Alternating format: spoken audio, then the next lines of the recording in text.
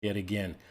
Kevin Metcalf, this is the Uncolored Podcast, and we're continuing the series of Dr. Joshua Rasmussen's book, How Reason Can Lead to God, going a lot slower than I'd like, but there's just there's a lot of stuff in there, and I don't want to gloss over it because I don't want to say it's an important book. It's an important book.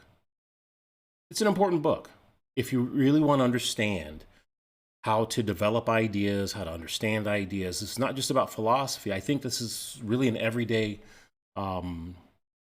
it's a skill that I think that more and more people should try and access. Every age, I don't care what you're doing, is learning how to think about reality and create a model that works. And part of that is going to be dealing with challenges to that model posed by other ideas and other phenomena. It's not as difficult as it sounds, although it gets so complex. I'm underwater real quick. But the point is, I think that there are some really basic things that you can do that I think we already do, but I don't think we think about it. So we make a lot of mistakes and come up with a lot of bad ideas. So we're going to go through the book just a little bit, because what I'd like to do is, and this is going to be crazy because I got a whole bunch of different things that I've set up. I'm going to show you a whole bunch of medias, things by other people that I think explain the idea better than I can, because it gets very complex very quickly for me. And so I found some other folks that I think can explain these ideas much better than I can. But just to recap, we're talking about the necessarily existing thing, this independent layer that apparently upholds all of reality, or at least is somewhere at the center of everything that we know about. And so it gets into the concept of necessary existence and dependent existence, or contingency, which I think are the two, the two different things, the two different ways you can look at it. But the way Dr. Rasmussen sets it up here is, he sets it up as logic divides all conceivable realities into two categories: dependent on another, that's the contingent part, and not dependent on another. So the first, dependent upon another, includes anything like socks that depends on some reality beyond itself. In the second category, we have independent things, things that do not depend on anything other than themselves. And then in this little yellow part where it says going deeper, he talks about self-dependence, which is another way of saying, or I guess maybe a distinction some might draw between necessary existence and self-dependence, or independence. But Dr. Rasmussen just basically includes independence with this self-existence. Just another challenge. The going deeper parts in this book, the going deeper parts in this book are Dr. Rasmussen, as he's developing his idea, basically taking on or taking account of different challenges, some things that you may have come up with. If you're familiar with philosophy and these ideas, these are probably ideas that you've come up with. But for people like me who are not familiar with it, what it does is let you know that there are these challenges or other ways of thinking about this same idea. So one of the other things that I love about the book is that it doesn't try to, again, protect a position. It's simply trying to help people understand all of these ideas out there, how they work, what some of the challenges are, and how some of the challenges are either effective or ineffective based on the idea.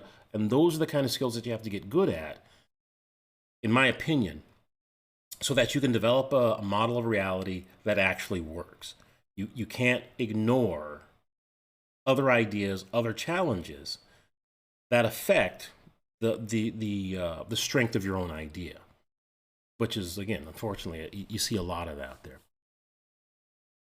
So this is the last part we're going to go through in this book, when he talks about the argument for the existence of this independent, necessary existent layer, as he says, of all reality. It says we can translate this picture into an argument for the existence of an independent layer that is a foundation of reality. A realm cannot be this is the argument, a realm cannot be self-sufficient without an independent layer because independence is the root of self-sufficiency. So the blob of everything has a self-sufficient realm because there is nothing beyond everything. And therefore, the blob of everything has this independent foundation. And so that's how Dr. Rasmussen sort of develops the basic argument that everything that exists it depends on something else for its existence, or it exists independent of something else. Something else. I'll just leave it like that. And since everything is self-sufficient,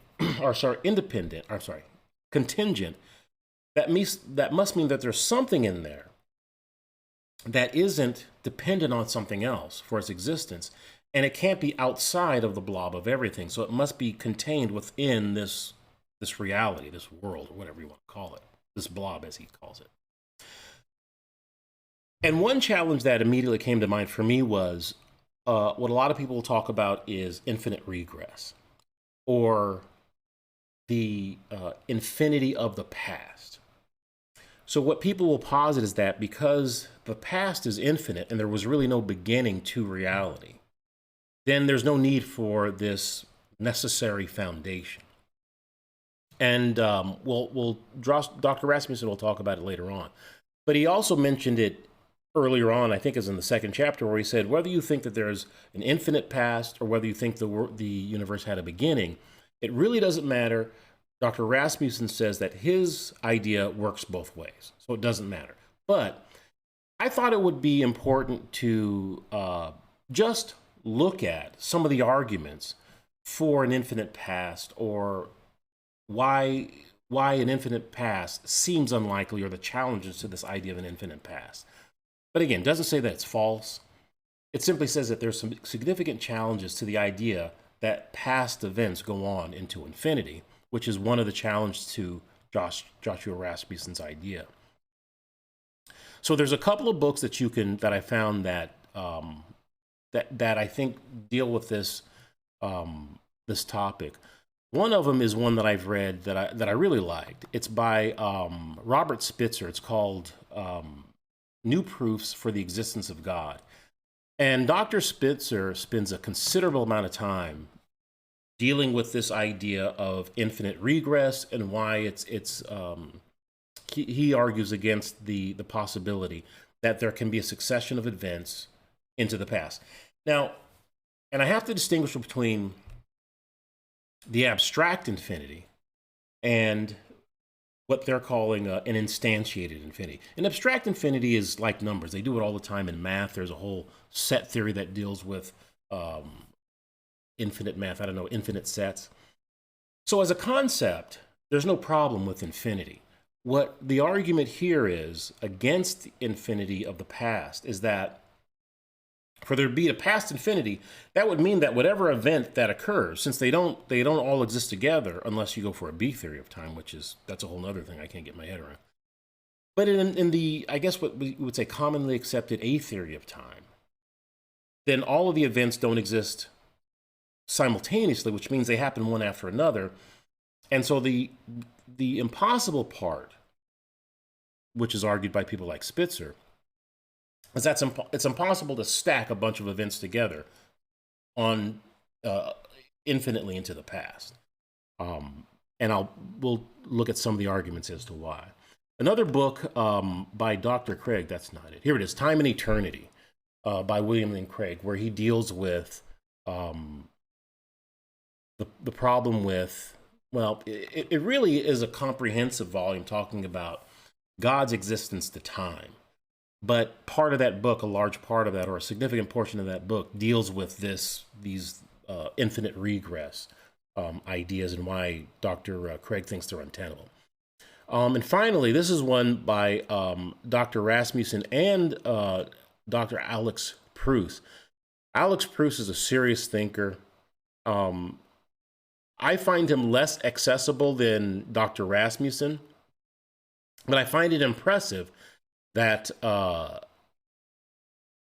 Well, again, it's just one of the things I like about Dr. Rasmussen is that while he's, at the same level of people like Proust and Craig and, in his ability to access ideas, he's at the top of the mountain. But again, he can write a book like this, How Reason Can Lead to God. So again, a knucklehead like me can, gain purchase in some of these ideas, at least at the lower level. So I really appreciate that. But those are three of the books. Necessary Existence by Alex Proust, Time and Eternity by Dr. William Lane Craig, and he's trying to catch a fly in the window. Boo Boo, you all right back there? Look at that. He's going for the fly. I don't know. All right. So yeah, those are three books that you can look at if you're interested in that. Now here's an interesting video that I picked up, or that I came across, about one of the problems with an infinite regress is the idea of properties.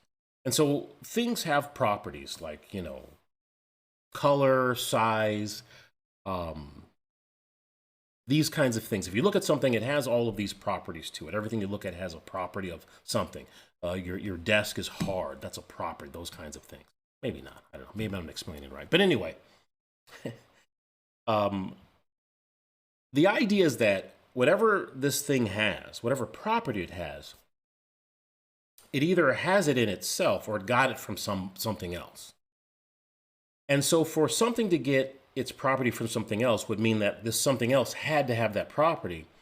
But then again, the thing that had the property that gave it to the new thing would also have to have gotten it from someplace else. It gets dizzying thinking about the infinite regress thing. So to explain a little bit about infinite regress, dependency, those kinds of things, I found a video by a channel called Thomistic Disputations. High-minded stuff, but I think he does a very good example of explaining his argument against infinite regress with regard to properties, the dependency of properties. So here we go. Here goes with this guy here. In a previous video, I demonstrated the principle of causality, which is the first premise of the argument for motion for the existence of God. Here, I will demonstrate the second premise, which is that this causal series cannot be infinitely long. Let us consider a red ball as an example of a causal dependency. Suppose we have a white ball, and we decide to paint it red. The red ball depends on red paint for its redness. The red ball does not have this power in itself, but participates in the red paint. We should state this more formally. In a causal series, a red ball can either have redness in itself, or a red ball can have redness in another. If a red ball has redness in itself, then the red ball does not depend on red paint for its redness. A red ball does depend on red paint for its redness, hence a red ball must have its redness in another, the red paint. And of course, you can replace a red ball with other examples of causal dependencies. Now, if we turn to the red paint as the next member of the causal series, we can ask whether the red paint depends on anything else for its redness. One could argue that the red paint depends on its parts for its redness, for example, the molecules that make it up. If this is the case, then the red paint would actually have its redness in another, given the previous argument. If we continue this ad infinitum, however, none of the members would have redness in itself. In other words, redness would not exist in any of the members of the series. Now, if redness doesn't exist, then saying that the red ball has redness in another is simply false. There is no other in which redness exists. To summarize, if there is an infinite series where every member has redness in another, no member has redness in itself. If no member has redness in itself, no member can have redness in another. Therefore, an infinite series where every member has redness in another is impossible. Aquinas speaks of this sort of causal relation as a per se causal relation, and says that it is absolutely impossible. Per se here means necessary, and it refers to the necessary dependency of the effect on the cause. So it gets a little bit technical, and he goes into the, Thomas Aquinas, I think that's the idea where he's getting it from, Thomas Aquinas. But you can see the idea that if there's a property that something has, it gets it from something else, generally. But there has to be something else that has that property, and if that property didn't have its self-existence, then that means it got it from someplace else, and on and on and on and on, till eventually you can really find nothing that has the property that has transferred it to all these other things if it didn't exist necessarily. So it's just another argument for something that simply could not fail to exist, that exists necessarily, or as Dr. Rasmussen puts it, has this independent nature, is what he's saying. So now we're going to go to Dr. William Lane Craig, who's probably the best of the best at talking about and dealing with and thinking about these issues.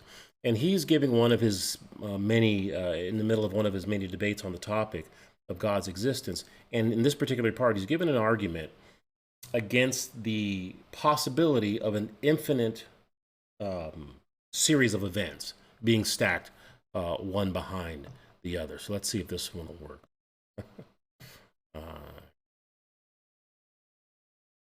Whatever begins to exist has a cause. The universe began to exist. Therefore, the universe has a cause. Now, premise one seems obviously true. It's rooted in the metaphysical truth that something cannot come from nothing. Moreover, this premise is constantly confirmed in our experience. So the really crucial premise is premise two. I'm going to present 4 separate arguments on behalf of premise 2 tonight. So from this point, he starts to give his arguments, but the one that I wanted to hone in on, and you really should, it's only about 7 minutes. It's really worth your time taking a look at it because it's fascinating. But he spends a good deal of time talking about one of his favorite examples is Hilbert's Hotel, which is it's kind of mind expanding.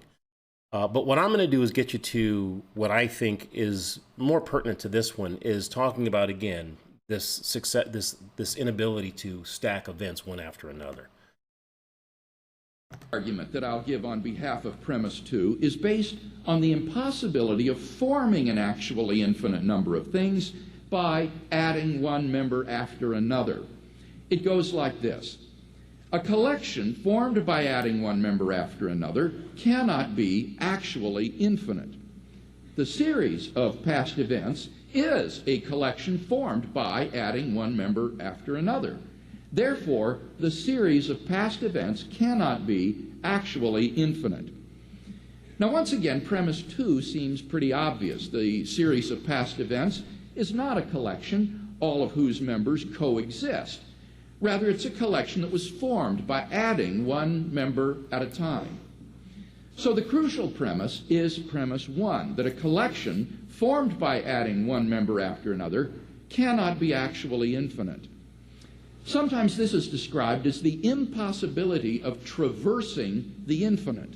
In order for us to have arrived at today, existence has, so to speak, traversed an infinite number of prior events to reach the present event. But before the present event could arrive, the event before it would have to arrive. But before that event could arrive, the event before it would have to arrive, and so on and on back to infinity. No event could ever arrive, since before it could happen, there will always be one more event that had to have happened first. Thus, if the series of past events were beginningless, the present event could not have arrived, which is absurd. But now a deeper absurdity bursts into view. For if the present event could somehow arrive after an infinite number of prior events, then why didn't the present event arrive yesterday? Since by then an infinite series of past days had already elapsed. No reason can be given why the present event arrived only today, instead of at any time in the infinite past. At any point in the infinite past, the present event should have already happened, which is absurd. In summary, then, if a collection formed by adding one member after another cannot be actually infinite, then it follows that a beginningless universe cannot exist. So that, again, is another challenge to the idea that reality is a conglomeration or collection of events that extend into past eternity. There's just too many difficulties with that idea, it seems to me. Another example that William Lane Craig did use was talking about just the math itself. Because use the example that if you had an infinity number of coins and you gave somebody all of the odd coins, you'd still have an infinity number of coins, which means infinity minus infinity, because you gave away an infinity number of coins, you'd still have an infinity. Things like that. You know, if you gave away just 3 coins out of your infinity of coins, you'd still have an infinity. So 3 minus infinity equals infinity. So he just talked about all of the problems and logical contradictions and inconsistencies that happen if you think of infinity as being able to be instantiated in a material world or in reality, rather than just having it as some sort of an abstract concept like in mathematics. So there are those charges or challenges to the idea of an infinite past. And the reason why I bring them up is with Dr. Rasmussen's premise for his book, that there is this foundation of everything, and that everything somehow derives its existence from this foundation. Just one of those challenges oftentimes is, some people say, well, maybe things just kind of go on into the past. And those are just 2 things, one by Thomistic Dissertations, that video, and this short one by Dr. Lane Craig, I think just show you some of the challenges that are, some of the ideas that challenge that idea of an infinite past or an infinite regress or an infinite series of causes or an infinite series of things. There has to be something that sort of began that whole process. And according to Dr. Rasmussen, that thing would have to be such that it doesn't depend on something else for its existence. That kind of stops at regress. But as I said, there's a couple of good books. I'll go over again. Time and Eternity is a good book. Necessary Existence by Dr. Proust and Rasmussen, and Spitzer's book, New Proofs for the Existence of God. And obviously that's what all of these ideas impact, is this first idea that God is real, God exists, and these are some of the ideas that touch that existence of God idea. And that's one reason why they're important. But again, there's a more practical purpose, I think, with regard to all of this. And it comes with how you construct ideas, how do you deal with the challenges to those ideas, and how those things can help you. That is. And how that can help you, just in your daily life when you're talking to people, listening to ideas, because you hear all kinds of junk from TV and the world telling you what's true and what's not true, what's real and what's not real. And one of the things that are necessary, I think, to navigate those ideas that I think model reality and those that are just junk, which there seems to be more of, is, do they have arguments or data that support that idea? Or is it like what most of the time happens, somebody just throwing it out there? I heard something today, and this happens a lot because I have a couple of sports shows that I listen to on a regular basis. And generally what will happen is you'll have a sports guy talking about sports, which they're fantastic at, and then they want to go off into another area, which at least in my opinion, they haven't demonstrated credibility on that particular topic. And Brady Quinn was talking about this guy, Jack Del Rio, who made a comment about the January 6th incident last year or a year ago. I don't know what happened. And I think he called it a dust-up. And apparently people don't like that. And so Brady Quinn declares you can't call it a dust up. Now, I understand that maybe some people might be offended by that. Okay, I get that. But to declare it as if it's some objective truth that no one could ever say that, well, you got to have evidence for that. You've got to show some objective data that says there are these things that someone can't say regarding a specific topic in a particular scenario. And again, I'm not even saying that Brady Quinn was wrong. I'm simply saying if you're going to make it a statement, not saying, listen, I think it's offensive, but instead no one can say it, as if it's objectively wrong for anyone to say it, then you've got to give some data, some explanation as to why you think that that's the case. But what happens oftentimes is people have these declarative statements as if it's this all-time truth. And I think we dealt with this a little bit last week with regard to that baseball player and the comments made to him and Chad Withrow on Outkick 360. Same idea. It seems to me to have a world where a certain person or a certain group of people can suddenly declare something to be wrong or right without any evidence or data or anything that we could look at objectively to see if it's actually true or not, but simply because they declared it so, seems like you've gone too far. That seems like that's problematic, because eventually somebody's going to be doing that to you with your ideas or what you say. And if just whoever's in power can just declare things bad or good or right or wrong without any evidence or any support for that, it seems very problematic. Yet you have people doing it all the time. And one of the reasons why I think that these ideas are important, or these people like Dr. Rasmussen, Craig, and all these other people that I bring in front of you, Eric Hernandez. There's somebody else who I'll be featuring quite prominently in the future videos, who I think is magnificent at challenging ideas and dealing with challenges to his own idea. And I don't know anybody who does it better than this guy. I can tell you now, it's a guy named Dr. Leighton Flowers. And he's constantly challenging this idea, theistic idea, or at least in theism, called Calvinism. I don't necessarily think it's a valid theistic idea, but a lot of people do. And so there's this huge back and forth that goes on. And it's wonderful, or at least I enjoy looking at the back and forth, because you can see people who understand how to make good arguments, make good challenges idea, to craft good ideas. And then you have people who have terrible ideas and don't know how to defend them properly. And I think possibly because the idea is indefensible.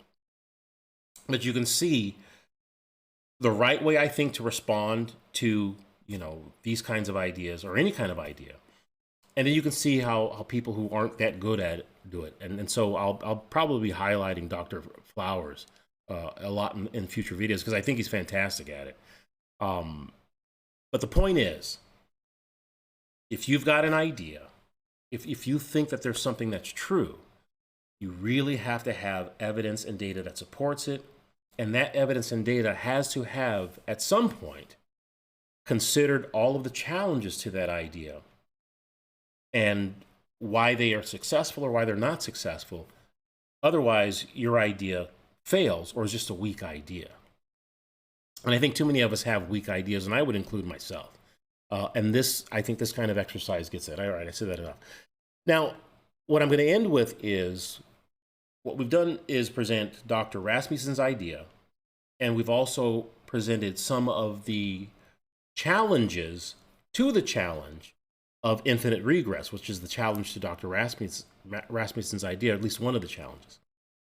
But what Dr. Rasmussen has done, and I think brilliantly, has crafted this idea in this book so that whether you hold to the idea that an infinite regress of events is impossible, or whether you think that the idea of an infinite regress is possible, Dr. Rasmussen says, doesn't matter.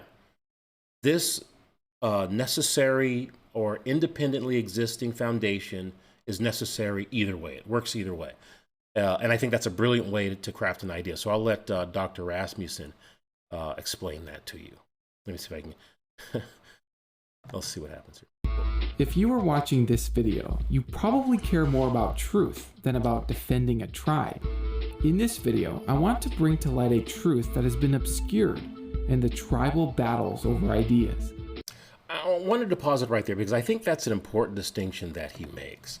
And it's something that I've alluded to while I've been doing this thing. There's two types of this thing. I got to get some way to refer to this in this thing. That doesn't seem right.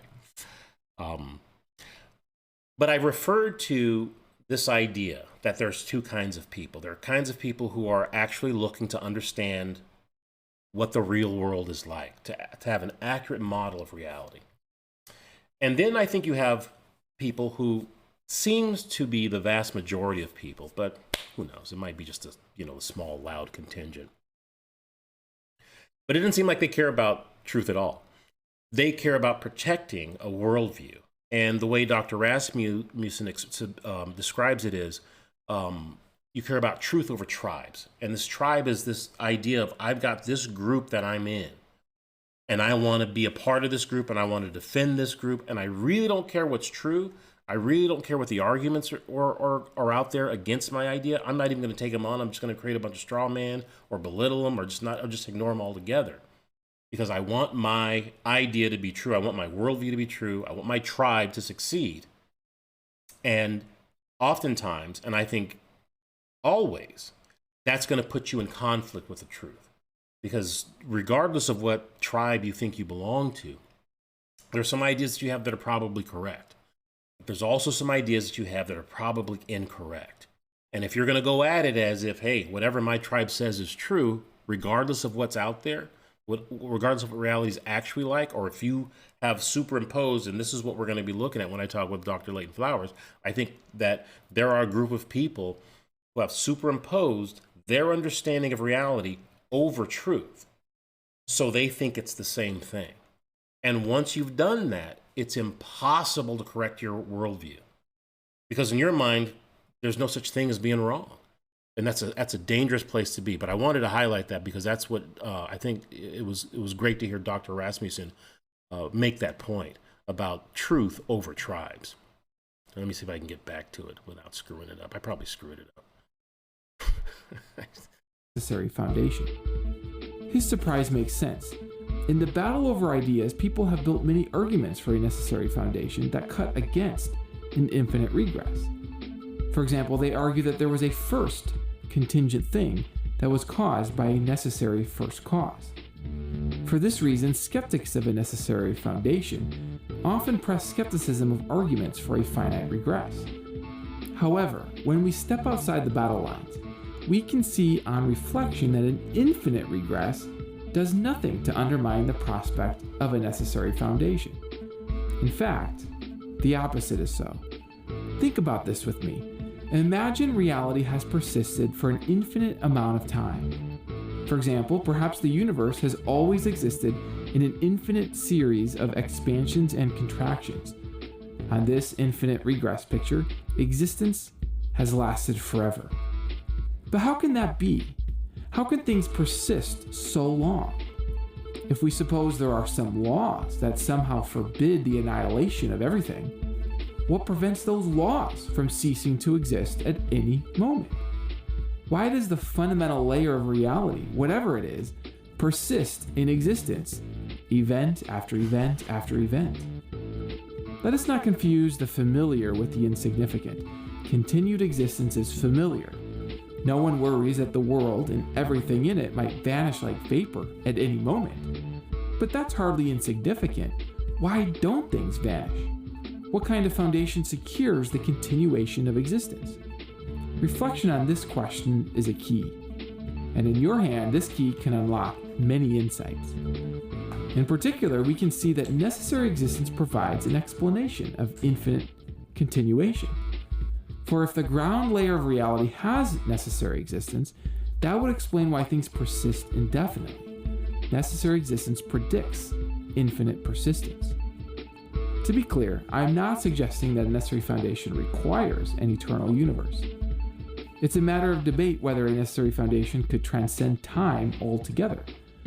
My proposal here, rather, is that if the universe is infinite in the past, Then, a necessary foundation would explain how and why the universe could manage to persist through an infinite series of causes.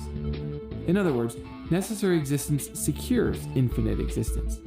Without a necessary foundation, by contrast, everything has a nature that is fully compatible with non-existence, and then continued existence becomes mysterious. Here then is my proposal.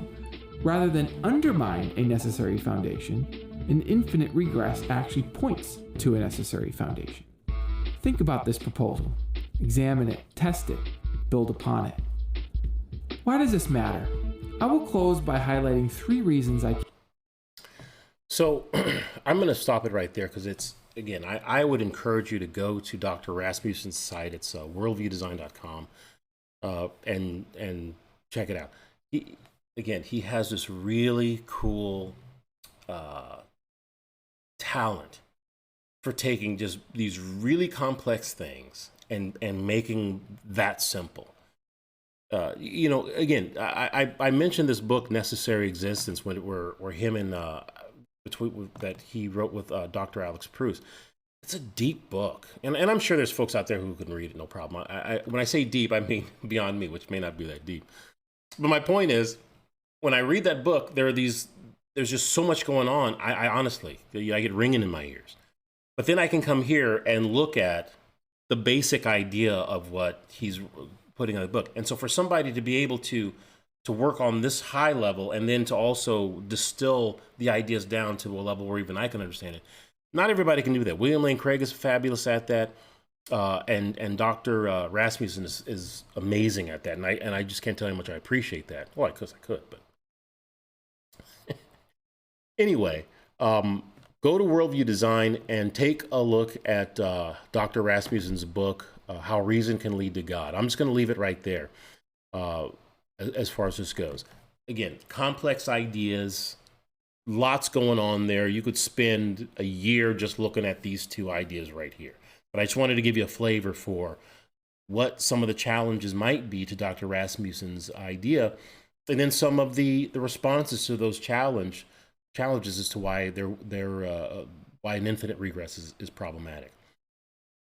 Next week, I'm going to take a bit of a departure from this book because we spent about, I think, 3 or 4 of these presentations looking at Dr. Rasmussen's book and showing you what I think are thinkers at the highest level. What I'm going to do is show you what I think is the opposite view. And not that these aren't, the people that I'm going to present are not smart people. These are some brilliant people. People who I like, as a matter of fact.